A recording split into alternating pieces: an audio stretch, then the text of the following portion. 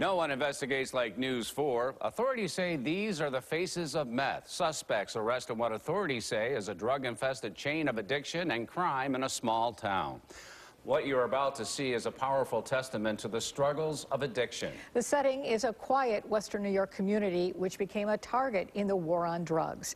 News 4's Luke Moretti is here with tonight's special assignment. Luke? Yeah, that's right. Now listen to this. Nervous conditions, nervous tics, face and arm scratching, they are among the big side effects of methamphetamine, an illegal drug that ruins lives. Now, if you have any doubts about that, just ask Wellsville Police Chief Timothy Walsh.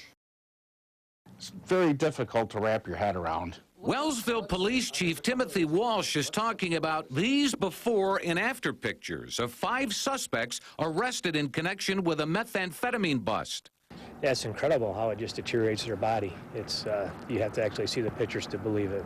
These 5 individuals are not only accused of manufacturing and possessing with intent to distribute meth, they were users, authorities tell us, and say the before and after pictures tell a shocking story of addiction and destruction. It's a very, very potent stimulant, which really affects the person's ability to eat. They don't take care of themselves, they don't nourish themselves. Uncovering a meth lab in a small community like Wellsville isn't something that happens every day. In fact, it's never happened until now. In January, 2 locations in the small community were raided. It's a first for Wellsville and a first for Allegheny County. Authorities tell us that they found evidence of manufacturing in both places. This was what's called the shake and bake method. They're using like Coleman fuel, for example, very flammable liquid that they're using to break this product down into their drug of choice.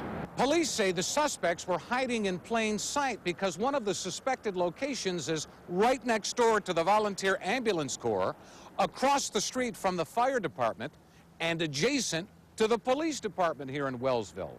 The police raid on meth labs is risky because of the toxic minefield left behind. The making of meth is extremely dangerous because of potential fires and explosions.